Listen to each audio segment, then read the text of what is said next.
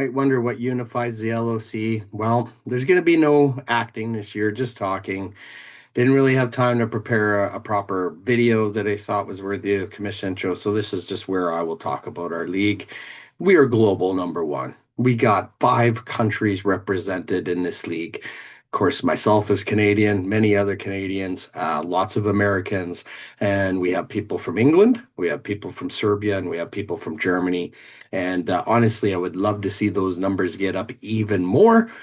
So for some of you people overseas or even some of our North American friends, if you know some people maybe in South America, maybe more in Europe, I'm always open to getting some new referrals in, especially international referrals.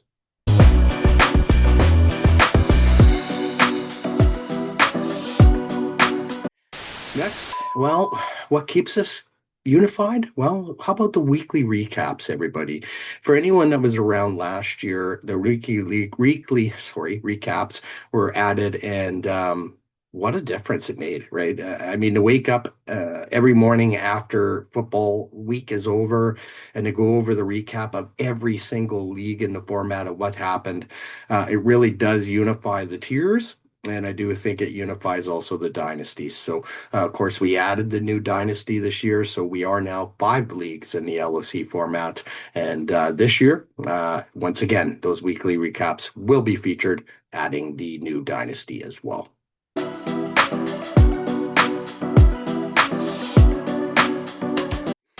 Last but not least, we are the LOC family.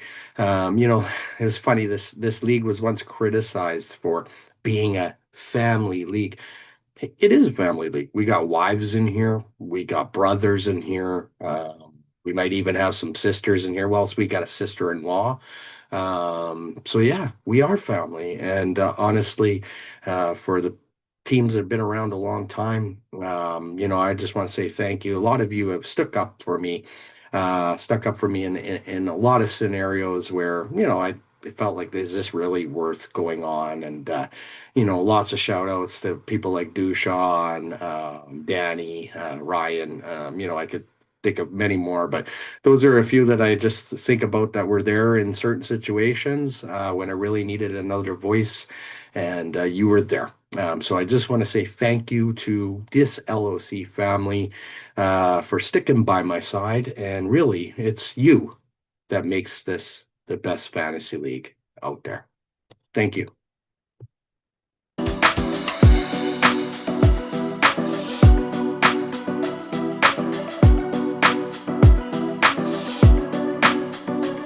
A few moments later.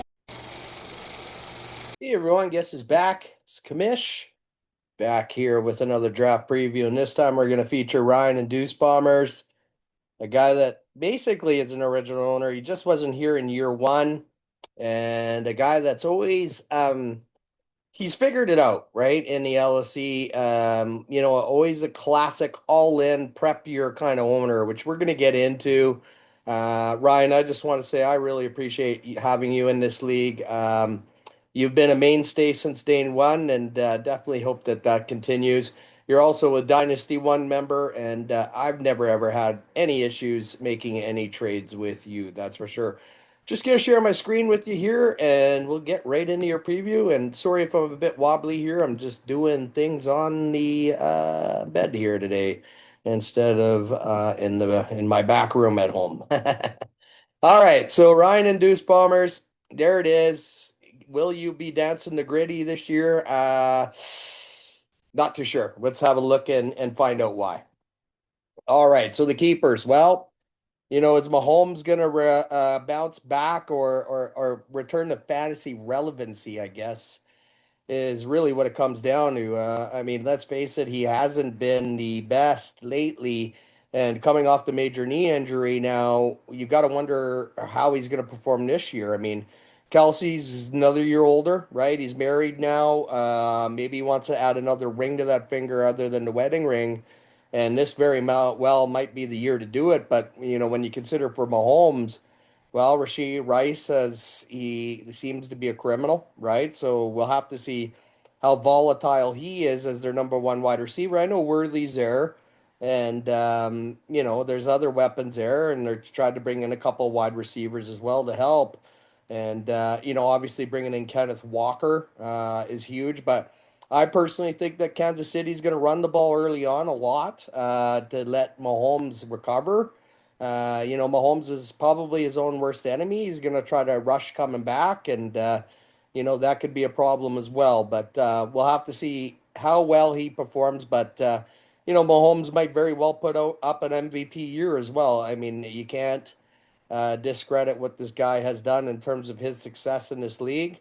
And it's not like he's older over the hill or anything by that means. So we'll have to see what happens. But speaking about over the hill and a guy with a lot of tread, C-Mac, he surprised everyone last year. Let's face it, the number one guy at running back in fantasy, a guy that just seems to continue to get it done, even though he's had his own injury concerns. I'm curious to see how the 49ers perform. He got a lot of volume last year because they moved on from Jordan Mason, who was a bit of a compliment for CMAC 2 years ago.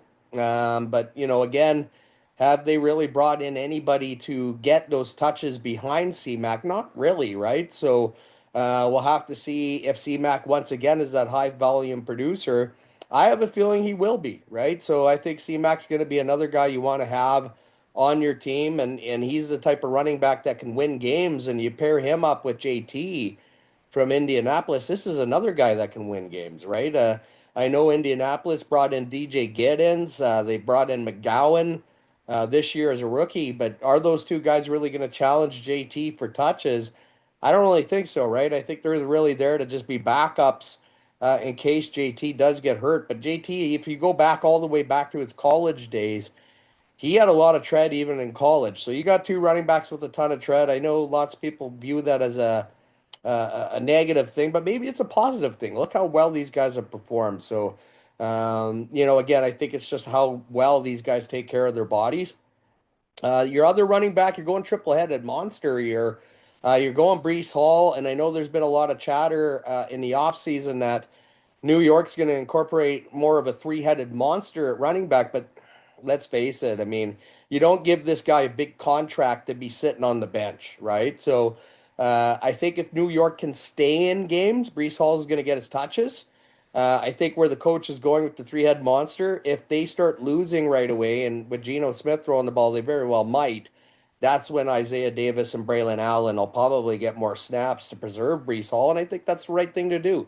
You got to take care of your investment, but it doesn't help you in terms of fantasy performance. That's the problem. Chris Olave, again, I'm hearing good things about him in New Orleans. Tyler Shucks, I guess you could say, exceeded expectations last year. And if he can continue to do that, Chris Olave could have a good year. Plus, maybe there'll be less, I guess you could say, coverage on Olave this year with Jordan Tyson in the mix now.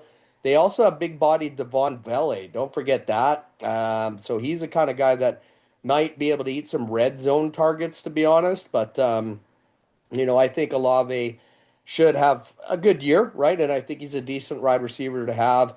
And then you're going Mr. Reliable at running back Olakun for Jacksonville. This guy always seems to put up big numbers every year in fantasy. And obviously, your hope is that's going to continue.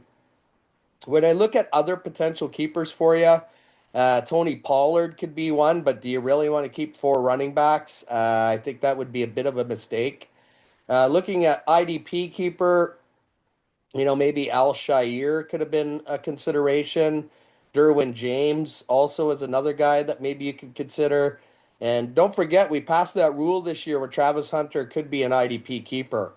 And if you're watching this preview, Ryan, I think that might be someone you also want to consider just in case he does get some wide receiver snaps as well.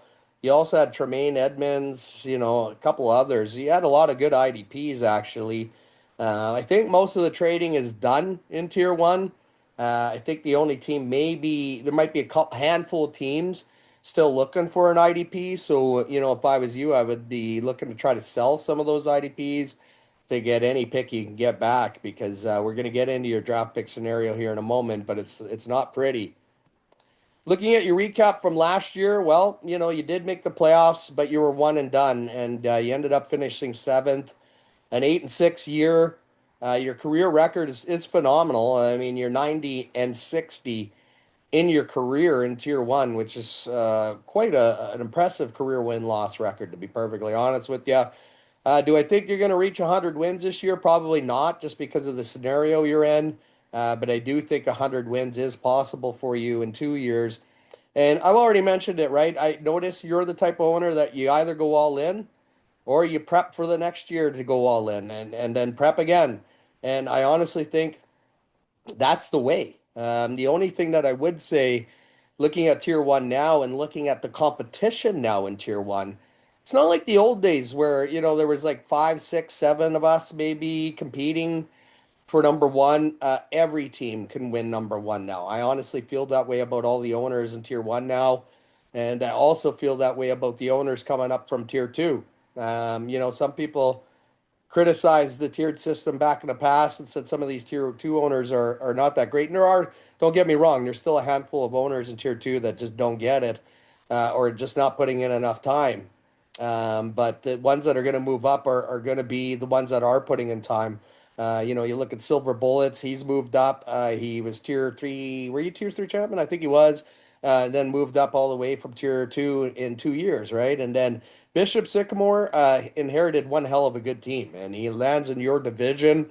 So it just goes to show you that, hey, these tier two owners coming up, you can't discredit them. And, when I look at your division, you got one first year owner, two second year owners, and those teams look like the better teams this year in your division. So, something to be aware of.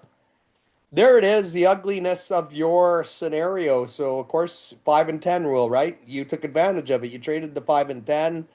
You got no picks in the first 3 rounds. That's going to hurt you. You got to wait until, well, you got to wait 66 picks until you can pick. And that's a long wait. And when I show you what Sleeper has for average draft position on who your likely pick will be, again, it's Sleeper.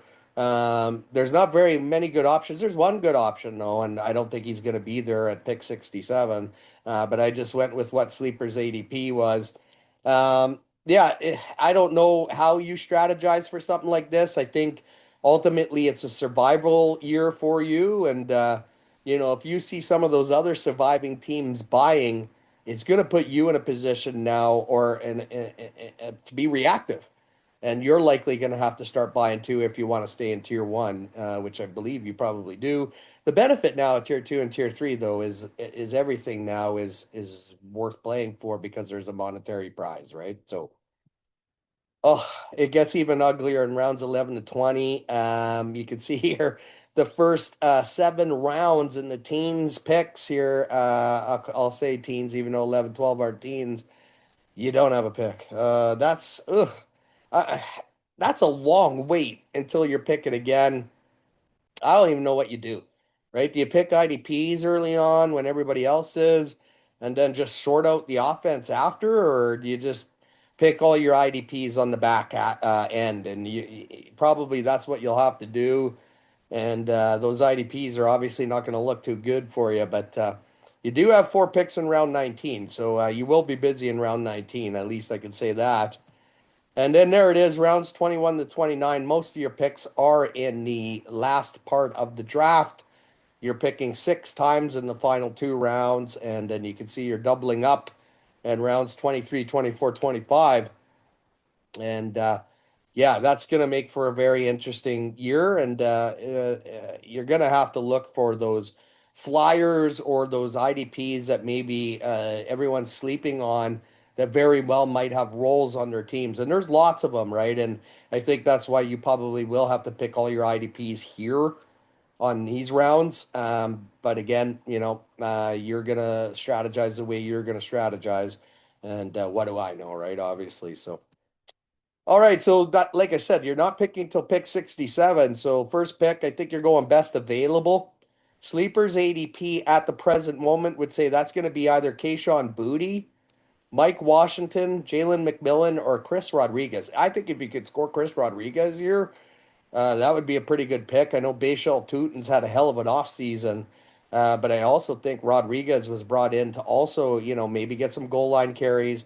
He's going to have a role, and he also has a relationship with the OC. So um, I think, yeah, that's going to make a difference in terms of how much snaps he gets. But again, at pick 67, I don't think any running back of quality is going to be there. Mike Washington's a backup running back, right? He might never ever see the field. Out of those four, probably the likely scenario would be a guy like Jalen McMillan. All right, the barometer chart. So, again, five different scenarios here for most teams, potential storylines. Bottom four. Will this happen? It could. Lack of draft capital for you is going to make this a distinct possibility in my mind. I think there are a few teams in the LOC that really are going to be fighting for survival this year. And, you got great keepers. You got three great running backs there, but, it's not enough. And you're going to need some depth and some IDPs that are also going to carry the load. And with the lack of draft capital, that load just isn't there, right? So, consolation contender. Well, if your team can make the consolation, it would definitely help for your prep year because it would give you a top eight pick, right? If you don't end up trading that round one, which obviously would help you in the following year. Playoff team, I only see this scenario if you buy some players throughout the year, right? So if you aggressively bought with the keepers that you have, you very well could be a contender, right? If someone's actually selling, going to take the risk of selling and dropping, because we saw Sky Blue Army, right? He sold fairly early, finished 19th, came very, very close to dropping. So that's the risk, and that'll be the risk that you will take if you actually decide to buy there. Division title, I think your biggest competitors for the crown appear to be Bishop Sycamore, Sky Blue Army. You could even throw Banjo Blitz maybe in that mix. I think the bottom feeders in the division are yourself and Chris and No More. There's no doubt about it. Both your drop pick scenarios are, I think, the worst in the league. I don't know how to run through the previews, but I'm pretty sure you both have the worst pick scenarios in the league. And then, can anyone be champion? Yes, but I think for you, it's highly unlikely possibility this year. But the three-headed monster at running back could help. And if you could score a guy like Chris Rodriguez, a pick 67, start buying throughout the year, who knows, right? And you very well could taste that championship success again, like you did many years ago. It's been a long time since you were champion. You've been in the finals at least a couple of times. I know that, I think. I could be wrong. Maybe you can comment on that. I don't know. Again, we're in our 13th year, so a lot has happened. But anyways, I think it's going to be an interesting year, a challenging year for you, and there's nothing wrong with that, right? But when I compare your roster here or your pick scenario here, and then what you've done in Dynasty One, where you basically sold all your assets. I know I was going to save some of this for the season preview, but my way too early prediction for the Hugh Jackson Award, you very well could be in that conversation, right? If you get only a handful of wins here, handful of wins in Dynasty One, you would definitely be a candidate that would be voted upon, I think, for that Hugh Jackson Award. I mean, there's worse things than winning a Hugh Jackson auto, right? But definitely not a prestigious honor anyone in this league, I think, wants to have. So.